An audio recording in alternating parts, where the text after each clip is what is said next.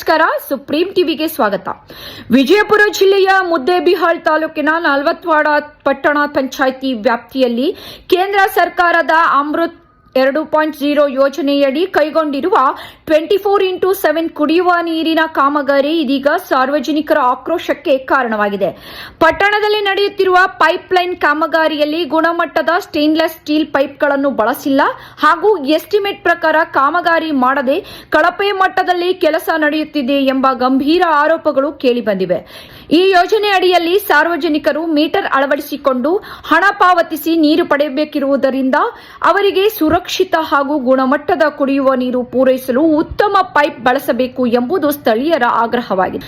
ಆದರೆ ಕೇವಲ 2-3 ವರ್ಷಗಳಲ್ಲಿ ಹಾಳಾಗುವಂತಹ ಪೈಪ್ಲೈನ್ಗಳನ್ನು ಬಳಸಿದರೆ ಮುಂದಿನ ದಿನಗಳಲ್ಲಿ ಪೈಪ್ಗಳು ಒಡೆದು ಚರಂಡಿ ನೀರು ಕುಡಿಯುವ ನೀರಿಗೆ ಮಿಶ್ರಣವಾಗುವ ಅಪಾಯವಿದೆ ಎಂದು ಸಾರ್ವಜನಿಕರು ಆತಂಕ ವ್ಯಕ್ತಪಡಿಸಿದ್ದಾರೆ. ಇದಕ್ಕೂ ಹೆಚ್ಚಾಗಿ ಸರ್ಕಾರದ ನಿಯಮದ ಪ್ರಕಾರ ಅಗತ್ಯವಾದ ಆಳದಲ್ಲಿ ಕಾಲುವೆ ತೆಗೆದು ಪೈಪ್ಲೈನ್ ಹಾಕಬೇಕಾದರೂ ಕೇವಲ 1ರಿಂದ 1.5 ಅಡಿ ಆಳಕ್ಕೆ ಮಾತ್ರ ಮಣ್ಣು ತೆಗೆದು ಪೈಪ್ ಹಾಕಲಾಗ್ತಾ ಇದೆ ಎಂಬ ಆರೋಪ ಕೇಳಿಬಂದಿದೆ. ಎಷ್ಟು ಅಡ್ಡಿ ರೀ ಇದು? ಡೆತ್ ಎಷ್ಟೈತಿ? ತೆಗ್ ಎಷ್ಟೈತಿ?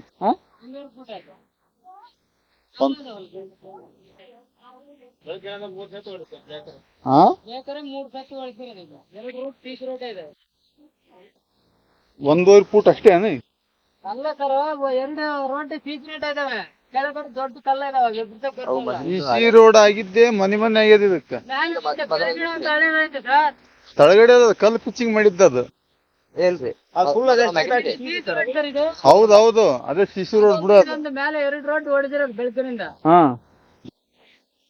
ಇಷ್ಟೇ ಐತೆ ಅಂದಂಗತ್ತೆ ತೆಗ್ಗು.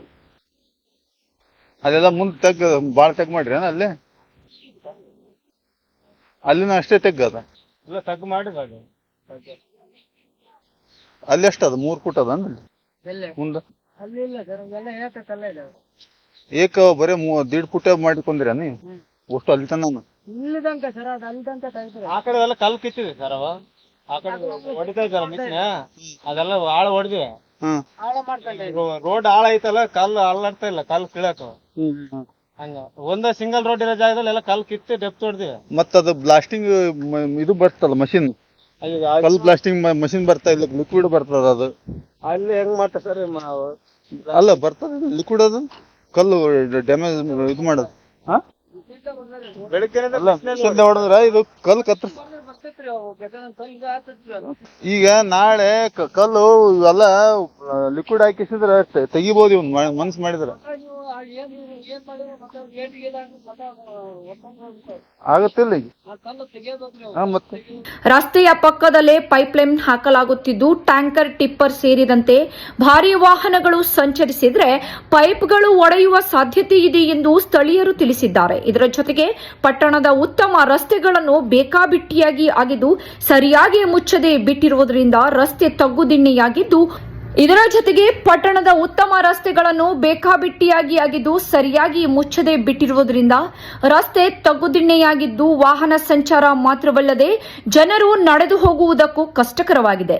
ದ್ವಿಚಕ್ರ ವಾಹನ ಸವಾರರು ಸಂಚರಿಸಲು ಸಾಧ್ಯವಾಗದ ಪರಿಸ್ಥಿತಿ ನಿರ್ಮಾಣವಾಗಿದೆ ಎಂದು ಸಾರ್ವಜನಿಕರು ದೂರಿದ್ದಾರೆ. ಬಂಡೆಸ್ತಿಕ್ಕ ಸ್ಥಳಗಳಲ್ಲಿ ಸರಿಯಾದ ಕ್ರಮ ಕೈಗೊಳ್ಳದೆ ಮೇಲ್ಮೈಯಲ್ಲಿ ಸಿಮೆಂಟ್ ತೆಗೆದು ಪೈಪ್ ಜೋಡಿಸಲಾಗ್ತಾ ಇದೆ. ಅಲ್ಲದೆ ಸಡಿಲ ಮಣ್ಣು ಇರುವ ಪ್ರದೇಶದಲ್ಲಿಯೂ ಪೈಪ್ಗಳನ್ನು ಅಗತ್ಯ ಆಳಕ್ಕೆ ಇಳಿಸದೆ ಕಾಮಗಾರಿ ನಡೆಸಲಾಗುತ್ತಿದೆ ಎಂಬ ಆರೋಪ ಕೇಳಿಬಂದಿದೆ. ಇದಕ್ಕೂ ಮೇಲಾಗಿಯೂ ಕಾಮಗಾರಿ ನಡೆಯುತ್ತಿರುವ ಸ್ಥಳಗಳಲ್ಲಿ ಯೋಜನೆಯ ವೆಚ್ಚ, ಟೆಂಡರ್ ಮೊತ್ತ, ಗುತ್ತಿಗೆದಾರರ ಹೆಸರು ಹಾಗೂ ಯೋಜನೆಯ ಅವಧಿ ಸೇರಿದಂತೆ ಯಾವುದೇ ಮಾಹಿತಿಯ ಫಲಕಗಳನ್ನು ಅಳವಡಿಸಿಲ್ಲ ಎಂಬುದು ಸಾರ್ವಜನಿಕರ ಆರೋಪವಾಗಿದೆ. ಒಬ್ಬರು ಪಂಚಾಯತಿ ಸಿಬ್ಬಂದಿಗಳನ್ನು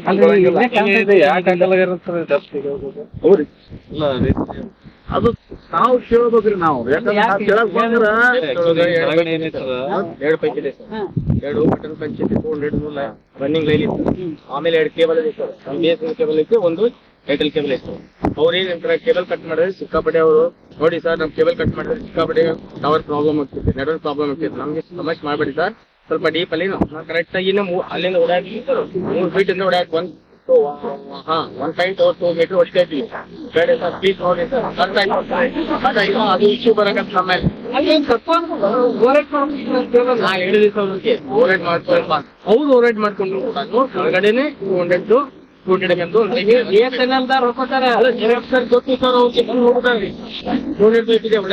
ಹೊಡಿಬೇಡ್ರಿ, ನೀರ್ ಹೋತಂದ್ರೆ 24,000 ಜನಕ್ಕೆ ಬ್ಯಾಸಿ ಟೈಮು ಏನ್ ಮಾಡೋಣ ಸರ್? ಹಂಗಂದ್ರೆ ಹೆಂಗ್ ಕೆಲಸ ಮಾಡ್ಬೇಕು ನಮ್ಗೆ? ಆ ಸೈಡ್ ಮಾಡಿದ್ರೆ ಆ ಸೈಡ್ 3 ಲೈನ್ ಅದ ಸರ್, HD ಪೈಪ್ 3 ಲೈನ್ ಅದ ಕೇಬಲ್ ಅದ ಕಟ್ ಮಾಡ್ರಿ ಆಮೇಲೆ ಹಾಕೋ ಇದು ಮಾಡ್ತಾರೆ. ಮೊದಲು ನಿಮ್ ಸರ್ ಇದು ಒಂದು ಈಗ ಹೇಳಿದ್ರಲ್ಲ ಪ್ರಾಬ್ಲಮ್, ನೀವು ಹೇಳಿದ್ರ ಮಾಡ್ಕೊಂತ.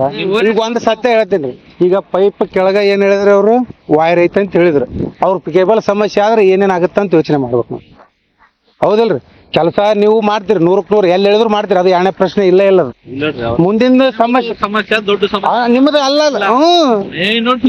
ಮಾತ್ರ ಅದೇ ಇದಿಲ್ಲ, ಅದು ಮೇನ್, ಅದು ಯೋಚನೆ ಬರ್ತಿಲ್ಲ ಯಾರಿಗೆ. ಏರ್ಟೆಲ್ ಅವೆಲ್ಲ ಮಾಡೇ ಮಾಡ್ತಾರೆ. ಇದು ಅಲ್ಲ ಇನ್ನೊಬ್ರು ಫೋನಿಗಾರ ಹಚ್ತಾರ, ಅದು ಏನೋ ಒಂದು ಆಗುತ್ತೆ. ಅದು ಕುಡಿ ನೀರಿಂದ ಸಮಸ್ಯೆ ಆಗಬಾರ್ದು ಅನ್ನೋದು ಮೇನ್ ಗೊತ್ತಿರ್ಬೇಕು. ಸಮಸ್ಯೆ ಆಗಬಾರ್ದು ಅನ್ನೋದು ಅದು ಗೊತ್ತಿರ್ಬೇಕು ಅವ್ರಿಗೆ. ಅದು ಕೆಲಸ ಮಾಡೋರ್ಗೆ ಇರ್ಬೇಕಲ್ಲ ಐಡಿಯಾ. 6 ಇಂಚಿಗೆ ಪೈಪ್ ಐತಿ. ಈಗ ಆಲ್ರೆಡಿ ಒಂದು ಕಟ್ ಆಗೈತಿ, ಕಟ್ ಹಾಕೊಂಡ್ರೆ ರೆಕ್ಟಿಫೈ ಮಾಡ್ಕೊಂಡು ನೋಡ್ತಾ ಇದ್ರು. ಒಂದು PVC ಡ್ಯಾಮೇಜ್ ಆಗ್ತಾ ಬರ್ತಾ ಇದೆ. ಅದೇ ಹೇಳ್ತೀನಿ ಡ್ಯಾಮೇಜ್ ಮಾಡಿದ್ರೆ ಎಲ್ಲರಿಗೂ ಇದೊಂದು ಪೈಪ್ ಐತಿ, ಎಕ್ಸಿಸ್ಟಿಂಗ್ ಲೈನ್ PVC ಐತಿ ಐತಿ ಸರ್. ಈಗ ಆಲ್ರೆಡಿ ಒಂದು ಲೈನ್ ಐತಿ ಸರ್. PVC 19 ಈ ಕುರಿತು ಹಲವಾರು ಬಾರಿ ಸಂಬಂಧಿಸಿದ ಅಧಿಕಾರಿಗಳ ಗಮನಕ್ಕೆ ತಂದ್ರೂ ಯಾವುದೇ ಕ್ರಮ ಕೈಗೊಳ್ಳಲಾಗಿಲ್ಲ ಎಂದು ಸಾರ್ವಜನಿಕರು ಅಸಮಾಧಾನ ವ್ಯಕ್ತಪಡಿಸಿದ್ದಾರೆ. ಇದನ್ನು ಪ್ರಶ್ನಿಸಿದ ಸಾರ್ವಜನಿಕರಿಗೆ ಕೆಲ ಗುತ್ತಿಗೆದಾರರಿಂದ ಧಮಕಿ ಹಾಗೂ ಜೀವಹಾನಿಯ ಬೆದರಿಕೆಗಳು ಬರುತ್ತಿವೆ ಎಂಬ ಆರೋಪವೂ ಕೇಳಿಬಂದಿದೆ. ಅಲ್ಲದೆ ಈ ವಿಷಯದಲ್ಲಿ ಕೆಲ ಅಧಿಕಾರಿಗಳು ಪರೋಕ್ಷವಾಗಿ ಗುತ್ತಿಗೆದಾರರಿಗೆ ಬೆಂಬಲ ನೀಡುತ್ತಿದ್ದಾರೆ ಎಂದು ಸಾರ್ವಜನಿಕರು ಆರೋಪಿಸಿದ್ದಾರೆ. ಹೀಗಾಗಿ ಸಂಬಂಧಿಸಿದ ಅಧಿಕಾರಿಗಳು ತಕ್ಷಣ ಸ್ಥಳ ಪರಿಶೀಲನೆ ನಡೆಸಿ ಕಳಪೆ ಕಾಮಗಾರಿ ನಡೆಸಿದ ಗುತ್ತಿಗೆದಾರರ ವಿರುದ್ಧ ಕ್ರಮ ಕೈಗೊಂಡು ಅವರ ಬಿಲ್ ಪಾವತಿಯನ್ನು ಸ್ಥಗಿತಗೊಳಿಸಬೇಕು ಎಂದು ಸಾರ್ವಜನಿಕರು ಆಗ್ರಹಿಸಿದ್ದಾರೆ. ಇದೇ ವಿಚಾರವಾಗಿ ನಲವತ್ವಾಡ ಪಟ್ಟಣ ಪಂಚಾಯಿತಿಯ ಮುಖ್ಯ ಅಧಿಕಾರಿಗಳಾದ ಈರಣ್ಣ ಕೊಣ್ಣೂರ್ ಅವರು ಮಾಧ್ಯಮಕ್ಕೆ ಸ್ಪಂದಿಸಿದ್ದು ಹೀಗೆ. ಕೆಲಸ ಮಾಡಿಸಿದ್ರೆ ಹೌದೌದು ಸರ್, ಕುಡಿಯುವ ನೀರಿಂದ್ರಿ ಅದ್ರ ಬಗ್ಗೆ ಒಂದೆರಡು ಕಂಪ್ಲೇಂಟ್ಸ್ ಇತ್ತು ಸರ್. ತಮ್ಮಕ್ಕೆ ಅದ್ರ ಬಗ್ಗೆ ಕೇಳೋಣ ಅಂತ ಫೋನ್ ಮಾಡಿದ್ದೆ. ಎದ್ರ ಬಗ್ಗೆ ಹೇಳ್ರಿ. ಅದೆಲ್ಲ ಎಸ್ಟಿಮೇಷನ್ ಪ್ರಕಾರ ಕಾಮಗಾರಿಗಳನ್ನ ಮಾಡ್ತಾ ಇಲ್ಲ ಅಂತೆ. ಯಾರು ಸಾರ್ವಜನಿಕರು ಕೇಳಿದವ್ರಿಗೆಲ್ಲ ಗುಂಡಗಳಿಂದ ಇದು ಮಾಡಿಸಿ ಧಮಕಿ ಹಾಕ್ಸೋದು, ಹೊಡೆಯೋದು ಮಾಡ್ತಾರಂತೆ. ಮತ್ತೆ ತಾವು ಅದಕ್ಕೆಲ್ಲ ಅನುಮೋದನೆ ಕೊಡ್ತಾ ಇದ್ದೀರಿ, ತಮ್ದು ಫಂಡ್ ಇದೆ ಅದರಿಂದ. ಸರ ನಾವ್ ಏನ ಹೇಳಿವಿ, ಇವತ್ತು ಹೋಗಿದ್ದೀವ್ರಲ್ಲೇ. ಹಾ ಸರ್. ಅವರು ನಿಮ್ ಎಸ್ಟಿಮೇಟ್ದೊಳಗೆ ಎಷ್ಟ್ ಐತಿ ಅದ್ರ ಪ್ರಕಾರ ಮಾಡ್ರಿ ಅಂತ ಹೇಳಿವ್ರಿ ನಾವು. ಹಾ ಸರ್. ಮತ್ತೇನು ಇಲ್ಲ, ನಿಮ್ಮ ತಳಗ್ ಪೈಪ್ ಅದಾವ, ತಳಗ ಕೇಬಲ್ ಅದಾವ, ಅವ್ ಅದಾವ ಇವ್ ಅದಾವ ಅಂತಂದ್ ಹೇಳಿ. ಹೌದು ಇರ್ತಾವ, ಎಲ್ಲಾನು ಇರತಾವ. ಹೌದು ಏನ್ ಅದಾವ ತನ್ನ ನಿಮ್ಮ ಮ್ಯಾನ್ಯುವಲಿ ಮಾಡಿ ಫೈನಲ್ ಮಾಡ್ಕೊಂತ ಹೋದ್ರಿ ಅಂದ್ರೆ ಮುಗಿದ್ ಹೋಗತಿ ಅಂತ ಹೇಳಿದ್ವಿ. ಆಯ್ತು ಸರ್, ಅದು ಐತ್ ಸರ್. ಈಗ ಅದಕ್ಕೆ ತಾವು ಅನುಮೋದನೆ ಕೊಡ್ಲಾಗತ್ತೀರಿ ಸರ್ ಕಾಮಗಾರಿ ಅದು ಮುಚ್ಚಲ್ಗತ್ತಾರಂತ? ಏನ್ರಿ? ಈಗ ಮೇಲೆ ಪೈಪ್ ಹಾಕಿಸಿ ಮುಚ್ಚಲ್ಗತ್ತಾರ, ಅದಕ್ಕೆ ತಾವು ಅನುಮೋದನೆ ಕೊಡ್ತಾ ಇದ್ರೆ ಹೇಗೆ ಸರ್? ಎಸ್ಟಿಮೇಟ್ ಪ್ರಕಾರ ಕೆಲಸ ಮಾಡಿಸ್ಕೋತಿರೋ ಹೇಗೆ ಸರ್? ಹೌದು, ಎಸ್ಟಿಮೇಟ್ ಪ್ರಕಾರ ಕೆಲಸ ಮಾಡ್ಕೋಬೇಕು. ಈಗ ಮತ್ತೆ ಆಲ್ರೆಡಿ ಕೆಲವೊಂದ್ ಕಡೆ ಎಲ್ಲ ಮುಚ್ತಾ ಇದ್ದಾರಲ್ಲ ಸರ್? ಅದನ್ನ ಹೇಳಿ ಬಂದಿವ್ರಿ ಅವ್ರಿಗೆ. ನಮ್ಮ ತೆಗಿಸಿ ಮಾಡಿಸ್ತೀರಿ ಸರ್? ಎಸ್ಟಿಮೇಷನ್ ಪ್ರಕಾರ ತೆಗಿಸಿ ಮಾಡಿಸ್ತೀರಿ ಸರ್? ಹಾನ್ರಿ. AW ಅವರು ಕಾಮಗಾರಿ ಇವ್ರದ್ರಿ, KWS ಬೋರ್ಡ್ ದವ್ರದ್ರಿ. ಅದೇ KWS ದವ್ರದ್ದು ಇದೆ ರೀ, ಅದ್ರಾಗ ತಮ್ಮದು ಅನುದಾನ ಇದಲ್ಲ ಸರ್?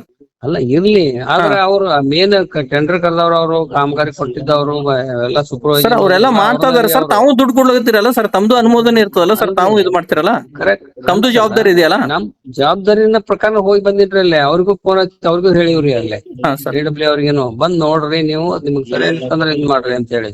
ಹಾ ಸರ್. ಈಗ ಅವ್ರಿಗೂ ಕೇಳೋಣ ಸರ್, ಅವ್ರಿಗೂ ಕೇಳೋಣ, ಒಂದ್ ಸುದ್ದಿ ಮಾಡೋಣ ಅಂತ ತಕ್ಷಣ ಅದಕ್ಕೆ ಕೇಳ್ತಾ ಇದ್ವಿ.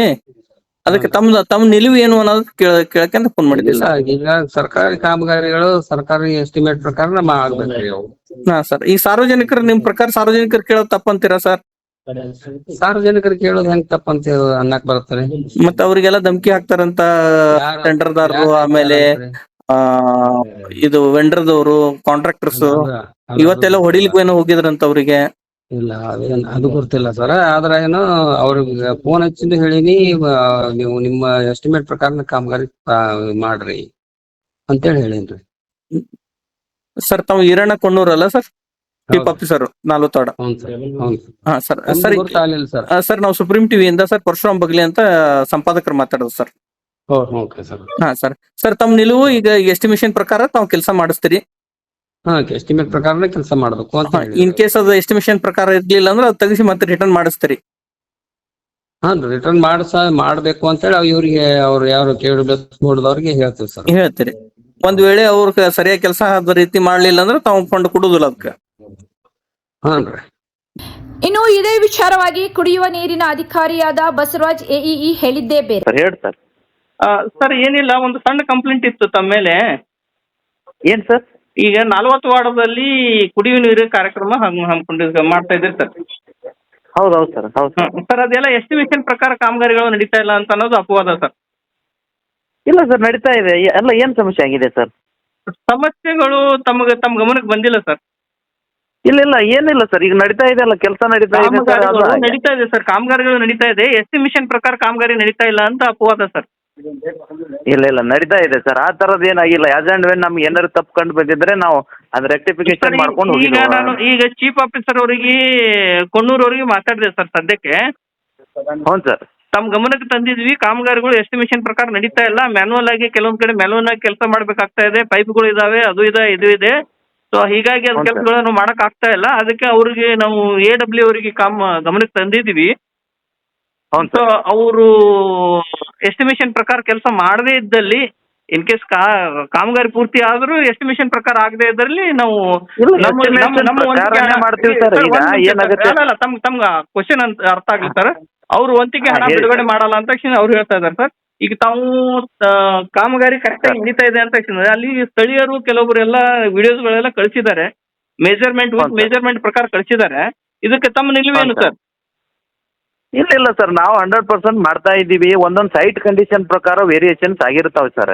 ಈಗ ದೊಡ್ಡ ಕಲ್ಲು ಪಡಿಗಳು ಒಂದೊಂದ್ ಕಡೆ ಬರ್ತಾವ್ ಸರ್. ಅಲ್ಲಿ ಏನಾಗುತ್ತೆ, ಹಳಿ ಊರಿದೆ ಸರ್ ಅದು. ಒಂದೊಂದ್ ಕಡೆ ಆಗ್ಲಿ ಸರ್, ಎಲ್ಲಾ ಕಡೆ ಅದೇ ಆಗ್ತಾ ಇದೆ ಅನ್ನೋದು. ಇಲ್ಲ ಎಲ್ಲ ಕಡೆ ಅಂದ್ರೆ ಏನಾಗುತ್ತೆ ಸರ್, ನಾವು ಔಟ್ಸ್ಕರ್ಟ್ಸ್ ಒಳಗೊಂದು ಮಾಡುವಾಗ ಕರೆಕ್ಟ್ ಆಗಿ ಬರುತ್ತೆ.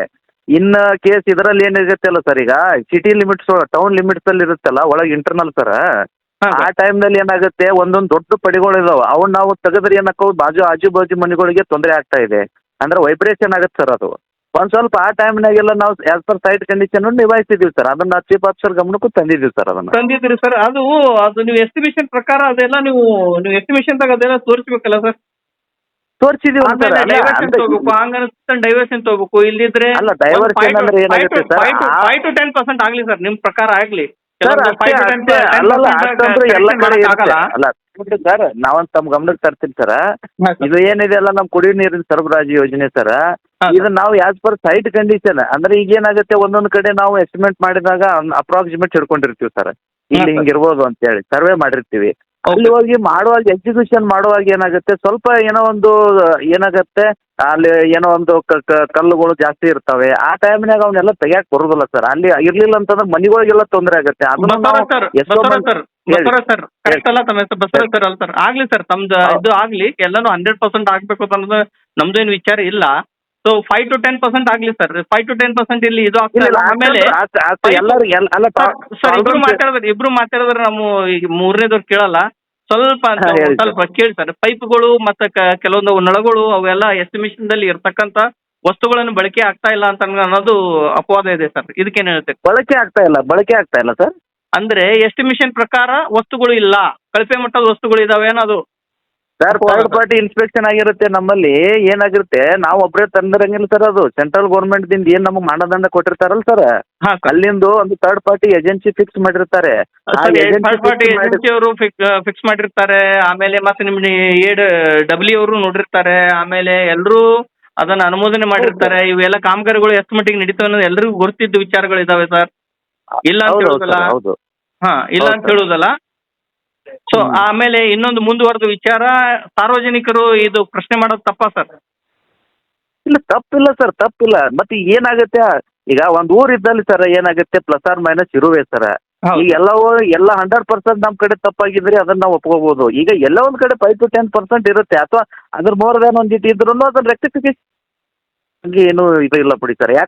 ಕಳಪೆ ಕಾಮಗಾರಿ ಅಥವಾ ಕಳಪೆ ಸಾಮಾನುಗಳು ಕಳಪೆ ಅದಾವ ಅಂತ ಅನ್ನೋದು ಯಾವುದು, ಯಾಕಂತಂದ್ರೆ ಎಲ್ಲ ಕಡೆಯಿಂದ ನಾವು ಏನು ನಮ್ಮ ಎಸ್ಟಿಮೇಟ್ ಅಪ್ರೂವಲ್ ಆಗಿ ಮಾನದಂಡ ಕೊಟ್ಟಿರ್ತಾರಲ್ಲ, ಇಡೀ ಕರ್ನಾಟಕ ತುಂಬಾನೇ ಆಗ್ತಿರುತ್ತಲ್ಲ, ಅದೇ ಪ್ರಕಾರನು ಅಲ್ಲಿ ತಂದಿರೋದು. ಅದನ್ನ ಬಿಟ್ರೆ ಎಲ್ಲಿ ಬೇರೆ ಯಾವ ಕರ್ನಾಟಕ ತುಂಬಾ ಆಗ್ಲಿ ಸರ್, ಭಾರತದಾದ್ಯಂತ ಆಗ್ಲಿ ತಮ್ಮ ಒಳ್ಳೆ ಕಾರ್ಯಗಳನ್ನು ಮುಂದುವರಿಲಿ ಸರ್. ಅದ್ರ ಬಗ್ಗೆ ನಮ್ಗೆ ಇದು ಇಲ್ಲ. ನಾವು ವೈಯಕ್ತಿಕವಾಗಿ ನಮಗೆ ಇಲ್ಲ ಸರ್, ಇಲ್ಲ ಹೇಳಿ ಸರ್. ಸರ್ ಈಗ ಕರ್ನಾಟಕ ತುಂಬಾ ಎಲ್ಲ ಆಗ್ಲಿ ಸರ್, ಭಾರತದಾದ್ಯಂತನ ಆಗ್ಲಿ, ತಮ್ಮ ಎಸ್ಟಿಮೇಷನ್ ಪ್ರಕಾರ ತಮ್ಮ ವಸ್ತುಗಳನ್ನು ಇದ್ರೆ ತುಂಬಾ ಒಳ್ಳೇದು ಸರ್. ತಮ್ಮ 100% ಅದಾವ ಸರ್. ಇದಕ್ಕೆ PDMC ಅಂತ ಹೇಳಿ ಸೆಂಟ್ರಲ್ ಗೌರ್ಮೆಂಟ್ ದಿಂದ ಒಂದು ಟೀಮು ಇದೆ ಸರ್. ಯಾಸ್ ಅಂಡ್ ವೆನ್ ಅವ್ರ ಕೆಲಸ ನಡೆಯುವಾಗೂ ಬಂದು ಚೆಕ್ ಮಾಡ್ತಾರೆ ಸರ್. ಅವ್ರು ಇಲ್ಲ ಅಂತಂದ್ರೆ ನಮ್ಗೆ ಯಾವುದೇ ಕಾಲಕ್ಕೂ ನಮ್ಗೆ ಒಪ್ಪಿಗೆ ಕೊಡಂಗಿಲ್ಲ ಅವರು. ಆ ಟೈಮ್ಗಳು ನಮ್ಮಲ್ಲಿ ಭಾಳ ನಡೆದಿದಾವೆ ಸರ್. ಅದೇನು ಅಲ್ಲ, ಸ್ವಲ್ಪ ನಮ್ಗೆ ತಾವು ಹೇಳಿದಾಗ ಏನಾರು ಒಂದು ಅಲ್ಪ ಸ್ವಲ್ಪ ಏನಾರು ತೊಂದರೆ ಇದೆ ನಾವು ರೆಕ್ಟಿಫೈ ಮಾಡ್ಕೋತೀವಿ ಸರ್. ಅದ್ರ ಬಗ್ಗೆ ನಮ್ದೇನು ಇದು ಇಲ್ಲ ಸರ್, ಅದು ಮಾಡ್ತೀವಿ ಸರ್ ಬೇಕಿದ್ರೆ. ಸರ್ ಇನ್ನೊಂದು ವಿಚಾರ, ಸಾರ್ವಜನಿಕರು ಇದನ್ನೆಲ್ಲ ಪ್ರಶ್ನೆ ಮಾಡೋದು ತಪ್ಪಾ ಸರ್? ತಪ್ಪಿಲ್ಲ ಸರ್, ತಪ್ಪಿಲ್ಲ ಅಂತ ನಾ ಹೇಳ್ತಾ ಇಲ್ಲ. ತಪ್ಪು ಈಗ ಏನಾಗಿರುತ್ತೆ, ಇಲ್ಲಲ್ಲ ಸಾರ್ವಜನಿಕರು ತಪ್ಪು ಅಂತೇಳಿ ಎಲ್ಲಿ ಹೇಳಂಗಿಲ್ಲ ಸರ್. ಈಗ ನಮ್ಮ ಕಡೆ ಏನಾರ ನ್ಯೂನ್ಯತೆಗಳು ಇನ್ನೂ ಅಷ್ಟು ಇದ್ದುಪ್ಪ ಅಂತಂದ್ರೆ ಇನ್ನಷ್ಟು ತಿದ್ಕೋತೀವಿ. ನಾ ಹೇಳಿದ ಪ್ರಕಾರ ನಮ್ಮ ಗಮನಕ್ಕೆ ಇರೋದು ಮಾತ್ರ ತಮಗೆಲ್ಲ ಹೇಳಿದೆ ಸರ್. ಈಗ ಇನ್ನು ಇದನ್ನ ಮೀರಿನ ಏನಾರು ಇತ್ತಂದ್ರೆ ಇನ್ನಷ್ಟು ಸುಧಾರಣೆ ಮಾಡ್ಕೋತೀವಿ ಸರ್. ಅದ್ರ ಬಗ್ಗೆ ತಮ್ಮ ಇದಕ್ಕೆ ಧನ್ಯವಾದಗಳು. ಬಟ್ ಏನಾಗ್ತಾ ಇದೆ, ಈಗ ಸಾರ್ವಜನಿಕರು ಪ್ರಶ್ನೆ ಮಾಡಿದರೆ, ಈಗ ಕೇಳಿದ್ರೆ ಈ ಕಾಂಟ್ರಾಕ್ಟರ್ ಕಡೆಯಿಂದ ಮತ್ತೆ ಬೇರೆಯವ್ರ ಕಡೆಯಿಂದ ಎಲ್ಲ ಧಮಕಿ ಬರ್ತದಂತೆ, ಆಮೇಲೆ ಇದು ಬರ್ತಂತ ಇದು ಅಪವಾದ ಸರ್. ನಾನು ಹೇಳ್ತಾ ಇಲ್ಲ ಅದು ಧಮಕಿ ಒಳಗಾಗೋರು ಅಲ್ರಿ ಸರ್. ಸಾರ್ವಜನಿಕರೇ ಅಲ್ಟಿಮೇಟ್ಲಿ ನಮ್ಗೆ ಗಾಡ್ ಇದ್ದಂಗೆ. ನಾವು ಅವ್ರ ಕಡೆ ಅವ್ರಿಗೆ ಯಾಕೆ ಸಾರ್ವಜನಿಕರಿಗೆ ಅವ್ರು ಹೆಂಗ್ ಬೇಕೋ ಹಂಗೆ ಕೆಲಸ ತೋತಾರೆ. ಇಲ್ಲಿ ನಮ್ಮಲ್ಲಿ ಬರ್ರಿ, ಇವತ್ತಿನವ್ರಿಗೆ ಆ ಥರ ದಯವಿಟ್ಟು ಗಾಡ್ ಪ್ರಾಮಿಸ್ ಹೇಳ್ತೀನಿ, ಆ ಥರ ಯಾವುದೋ ರೀತಿಯಲ್ಲಿ ಆಗಿಲ್ಲ ಸರ್ ನಮಗೆ. ನೀವು ತಮ್ಮ ಗಮನಕ್ಕೆ ಹೆಂಗೆ ಬಂದಿದೆಯೋ ಗೊತ್ತಿಲ್ಲ, ಬಟ್ ನಮ್ಮ ಗಮನಕ್ಕಂತೂ ಆ ಥರದ್ದು ಯಾವುದೂ ಇಲ್ಲ. ಯಾಕೆ ಅದು ಅವ್ರಿಗೆ ಯಾಕೆ ನಾವು ಇದನ್ನ ಮಾಡ್ಬೇಕು ಸರ್? ಅವ್ರು ಕೇಳ್ತಾರೆ, ಕೆಲಸ ತಗೊಳ್ಳೋರು ಅವ್ರಲ್ವಾ. ಏನೋ ನಮ್ಮ ಕಡೆ ನ್ಯೂನ್ಯತೆಗಳಿದ್ರೆ ಇನ್ನಷ್ಟು ಸರಿಪಡಿಸ್ಕೊತೀವಿ ಸರ್. ಅದ್ರ ಬಗ್ಗೆ no doubt. Okay sir, thank you Basavaraj sir. ತಾವು ಸ್ಪಂದಿಸೋದಕ್ಕೆ ಧನ್ಯವಾದಗಳು. ತಮ್ಮ ಕೆಲಸಗಳು ಹಿಂಗೆ ಮುಂದುವರಲಿ, ಚೆನ್ನಾಗಿರಲಿ. ಒಂದು ವೇಳೆ ಎಸ್ಟಿಮೇಷನ್ ಪ್ರಕಾರ ತಮ್ಮ ಕಾಮಗಾರಿ ಆಗದೇ ಇದ್ದಲ್ಲಿ ಈಗ ಇದನ್ನು ಸುದ್ದಿ ಮಾಡ್ತೀವಿ, ಮುಂದಿನ ದಿನಗಳಲ್ಲಿ ಅದನ್ನು ಸುದ್ದಿ ಮಾಡ್ತೀವಿ. ಸೊ ಒಳ್ಳೇದು. ನಮ್ಮ ವಿಚಾರ ಏನು, ಸರಿ ಸರ್, ನಿಮ್ಮ ಸರ್ಕಾರ ಇರಲಿಲ್ಲ, ಅನುದಾನವನ್ನು ಸದ್ಬಳಕೆ ಆಗಬೇಕು ಅನ್ನೋದು ನಮ್ದು ಉದ್ದೇಶ. ಒಟ್ಟಿನಲ್ಲಿ ಕೇಂದ್ರ ಸರ್ಕಾರದ ಮಹತ್ವಾಕಾಂಕ್ಷಿ ಅಮೃತ್ 2.0 ಯೋಜನೆ ಸರಿಯಾದ ರೀತಿಯಲ್ಲಿ ಅನುಷ್ಠಾನಗೊಂಡು ಪಟ್ಟಣದ ಜನರಿಗೆ ಗುಣಮಟ್ಟದ ಕುಡಿಯುವ ನೀರು ದೊರೆಯುವಂತಾಗಬೇಕೆಂಬುದು ಸಾರ್ವಜನಿಕರ ಅಭಿಪ್ರಾಯವಾಗಿದೆ. ನೋಡ್ತಾ ಇರಿ ಸ್ವಚ್ಛ ಸಮಾಜಕ್ಕಾಗಿ ಸುಪ್ರೀಂ ಟಿವಿ. ಲೈಕ್ ಮಾಡಿ, ಶೇರ್ ಮಾಡಿ, ಸಬ್ಸ್ಕ್ರೈಬ್ ಮಾಡಿ.